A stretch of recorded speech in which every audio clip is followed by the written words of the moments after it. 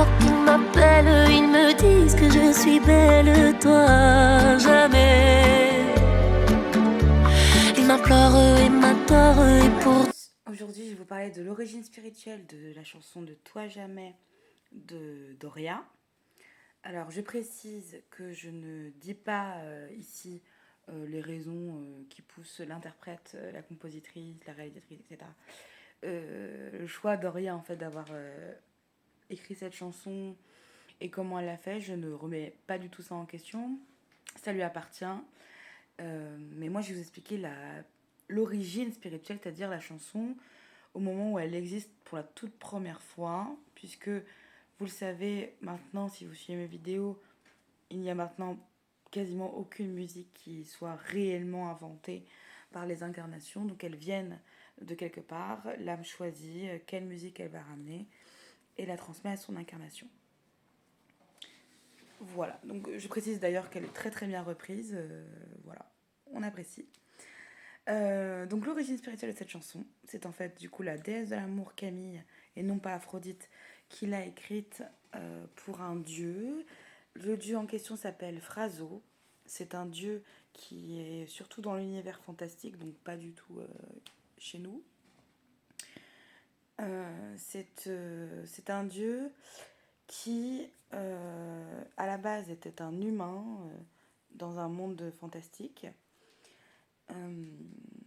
Il a été attaqué par des divinités présentes dans cet univers, au point que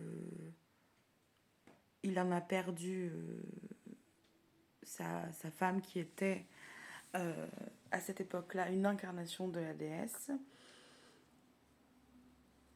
Et d'ailleurs, je crois qu'il y a une histoire qui est racontée ici sur ça, c'est assez marrant. Il faudrait que je me rappelle le titre si jamais je retrouve ici sur Terre. Mais en fait, en gros, son aimé est rentré dans un miroir dû à un sortilège. Le miroir a explosé et un bout de miroir s'est logé dans le cœur de Phraso. Donc, il en est décédé.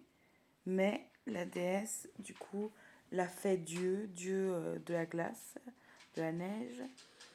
Et du coup, il est resté jusqu'à pas si longtemps, quelques mois, je dirais, terrestre, là, avec ce bout de miroir dans le cœur, qui en fait le rendait, sans vraiment l'offenser, débile. C'était un des dieux les plus bêtes qu'on avait. Et c'est il y a pas si longtemps qu'il s'est libéré de ce morceau de miroir euh, voilà, dans son cœur. Et du coup, maintenant, il a retrouvé tous ses esprits. Il est beaucoup plus intelligent, ça n'a rien à voir. Et donc la chanson, elle a été écrite par la déesse de l'amour pour Phraso, à un moment du coup où il n'était pas très intelligent et elle trouvait qu'il symbolisait vraiment un homme très très primaire, quoi. Il n'avait pas vraiment d'avis sur grand chose, il acceptait tout sans vraiment se poser de questions. Et cette chanson, du coup, elle lui avait faite aussi parce qu'elle n'avait pas du tout peur de lui dire ce qu'elle pensait de lui. Et voilà, donc ils ont eu, pour l'histoire, s'ils avaient été en couple ou non. Alors, ils l'ont été dans des incarnations, mais sinon, non, ils ont été surtout amants et amis. Et voilà. Donc, encore une fois, je ne remets pas en question le processus d'imagination de l'incarnation.